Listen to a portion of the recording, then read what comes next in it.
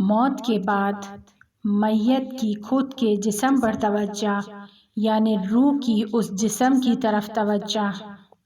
یہی دلیل ہے کہ بعض جسم قبر میں گلتے سڑتے نہیں ہیں، خاک میں تبدیل نہیں ہوتے۔ جب پاک، مطہر اور طاقتور روح اس دنیا سے جاتی ہے، چونکہ اپنے بدن پر توجہ رکھتی ہے، بدن سالم رہتا ہے۔ دوسرے الفاظ میں وہ پاک اور طاقتور روح خدا کی اجازت سے اس بدن پر توجہ رکھتی ہے، ایسا کام کرتی ہے کہ جسم خاک میں تبدیل نہ ہو، گلے سڑے نہ، اس پر کیڑے نہ پڑیں، اور یہ صرف خاص افراد کے لیے پیش آتا ہے، سب کے لیے یہ نہیں ہے۔ لیکن اس کا مطلب یہ بھی نہیں ہے کہ ہر وہ بدن کہ جو قبر میں جا کر گل سڑ جاتا ہے اور خاک میں تبدیل ہو جاتا ہے، وہ شخص اچھا انسان نہیں تھا۔ اس طرح کا نتیجہ نہ نکالیں، کیونکہ یہ اس دنیا کا قانون ہے، اس قدرت کا قانون ہے، خدا کا قانون ہے کہ جب بدن کو قبر میں رکھا جاتا ہے تو وہ کچھ دنوں میں خاک میں تبدیل ہو جاتا ہے، اور کہیں بھی یہ بات ہمیں نہیں ملتی کہ وہ افراد کہ جن کا جسم قبر میں ختم ہو جاتا ہے وہ گناہگار افراد ہیں، یا وہ افراد ہیں کہ جنہوں نے دنیا میں بری زندگی کی ہے، کیونکہ خدا کی قدرت کا قانون ہی یہی ہے، دنیا کا نظام ہی یہی ہے۔ لیکن بعض ایسے افراد بھی نظر آتے ہیں کہ جو اپنی موت کے سالوں گزرنے کے بعد بھی ان کے جسم سالم رہتے ہیں، اور یہ خدا کی خاص عنایت اور لطف ہے کہ جو ان لوگوں کے شامل حال ہوئی ہے۔ لیکن خدا کا یہ لطف اور عنایت بغیر دلیل کے بھی نہیں ہے۔ روایت میں بیان ہوا ہے کہ اولیاء الہی کے بدن کبھی بھی گلتے سڑتے نہیں ہیں،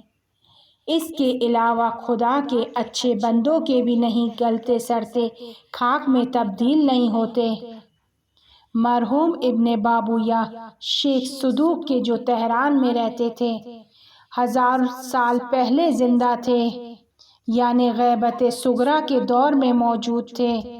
اور امام زمانہ علیہ السلام کی دعا سے دنیا میں تشریف لاتے ہیں۔ جب ان کے والد نے کہا کہ دعا کریں کہ خدا مجھے صالح فرزند عطا کرے، تو امام زمانہ علیہ السلام نے دعا کی اور شیخ صدوق دنیا میں آتے ہیں۔ بہت اچھی زندگی کی، خود کو گناہوں سے بچا کر رکھا، بہت اہم کتابیں لکھی کہ جن میں سے ایک من لا یحضرہ الفقیہ ہے، کہ جو شیعوں کی 4 اصلی کتابوں میں سے ایک ہے۔ بہت باعظمت انسان تھے۔ وہ فتح علی شاہ قاجار کے زمانے میں، یعنی آج سے تقریباً 190 سال پہلے، شدید بارش ہونے کی وجہ سے وہاں پر سیلاب آتا ہے۔ ان کی قبر جس علاقے میں ہے وہاں پر سیلاب آتا ہے اور ان کی قبر بھی متاثر ہوتی ہے، ان کی قبر خراب ہو جاتی ہے اور ان کا جسم باہر آ جاتا ہے۔ انڈر گراؤنڈ میں سرداب میں ان کی قبر تھی، اور اس زمانے کے بعض علماء ان کے بدن کو دیکھتے ہیں کہ وہ مکمل سالم ہے۔ اسی طرح شیخ طوسی کے جسم کو آیت اللہ خوئی، مرحوم آیت اللہ حکیم، مرحوم آیت اللہ شاہرودی، ان سب مراجع نے انہیں دیکھا کہ ان کا جسم سالم ہے۔ 1000 سال پہلے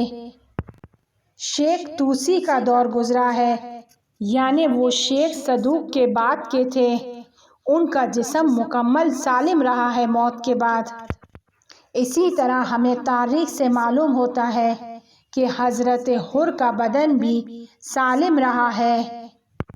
شاہ اسماعیل صفوی کے دور میں کسی وجہ سے ان کی قبر کھل جاتی ہے، بدن مکمل سالم تھا۔ حتیٰ وہ رومال کہ جو ابا عبداللہ الحسین علیہ السلام نے عاشوراء کے دن ان کی پیشانی پر باندھا تھا، وہ رومال ان کی پیشانی پر بندھا ہوا تھا۔ اس کے بعد شاہ اسماعیل صفوی نے حکم دیا کہ ان کی قبر پر مقبرہ بنایا جائے۔ اسی طرح بعض شہداء کے جنازے ملے ہیں، سالوں بعد ان کے جسم ملے ہیں، لیکن ان کے جسم سالم تھے۔ روایات میں ہمیں کچھ اعمال کا ذکر ملتا ہے، جیسے جمعے کا غسل، کہ جس کو انجام دیں گے تو آپ کا جسم قبر میں نہیں سڑے گا، خاک میں تبدیل نہیں ہوگا۔ لیکن یہ اعمال ایسے ہیں کہ جسے 100% نہیں کہہ سکتے کہ ان اعمال کے کرنے سے آپ کا جسم قبر میں نہیں سڑے گا۔ اس کے علاوہ تاریخ میں ہمیں کچھ اور جسم بھی ملتے ہیں جو سالم ہیں، جنہیں مومیائی کیا گیا ہے، لیکن ان جسم کو ان سالم جسم سے نہیں ملا سکتے، ان جسموں کو سالم جسم نہیں کہہ سکتے، کیونکہ یہاں پر ان کے جسم خدا کے لطف اور عنایت کی وجہ سے سالم ہیں، اور اس میں خدا کا راز اور اسرار چھپا ہوا ہے کہ خدا کے علاوہ کوئی بھی اس راز سے آگاہ نہیں ہے۔ اور تاریخ میں ہمیں جو جسم سالم نظر آئے ہیں، ان لوگوں کو مرے ہوئے 500 سال، 700 سال، حتیٰ 1000 سال گزر گئے ہیں، اور ان کے جسم پہلے کی طرح سالم رہے ہیں، ایسے سالم ہیں کہ جیسے ابھی دفنایا ہو، اور مرنے کے بعد ان کے جسم سالم رہیں گے، خاک میں تبدیل نہیں ہوں گے۔ پیغمبر صلی اللہ علیہ وآلہ وسلم فرماتے ہیں، حدیث معراج میں فرماتے ہیں،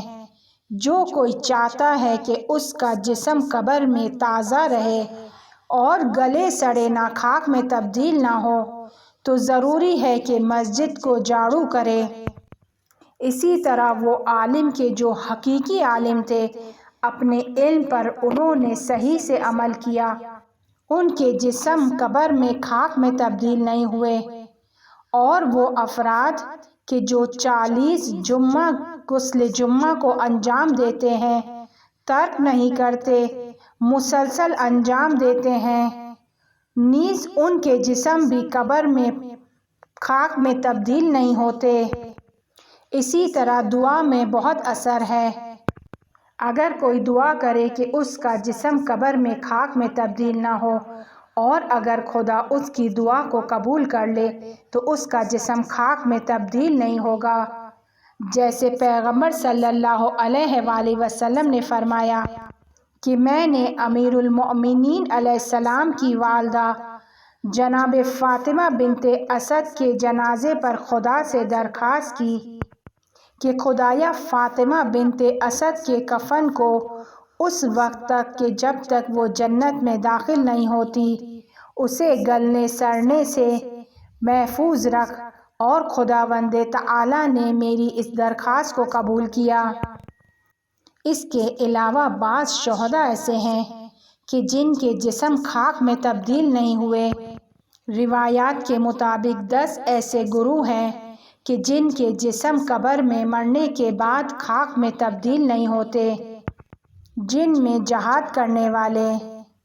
اذان کہنے والے، دانشمند افراد، قرآن کو حمل کرنے والے، شہداء، پیغمبر، اور وہ خاتون کہ جو بچہ پیدا کرتے ہوئے اس کی سختیوں کو تحمل نہ کرتے ہوئے اس دنیا سے چلی جاتی ہیں، وہ افراد کہ جنہیں ظلم کے ذریعے سے قتل کیا جائے،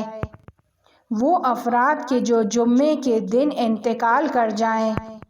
اور اسی طرح وہ افراد کہ جو شب جمعہ مر جائیں۔ ان تمام باتوں کے باوجود بھی یہ بات ذہن نشین رکھیے کہ جسم کا قبر میں خاک میں تبدیل ہو جانا ایک قدرتی عمل ہے، اور اس کا تعلق انسان کے گناہوں سے نہیں ہے، بلکہ اس کا تعلق انسان کی خاص قسم کی اچھائیوں سے ہے، اور پھر خداوند اپنے لطف و کرم سے اس جسم کو خاک میں تبدیل نہیں ہونے دیتا۔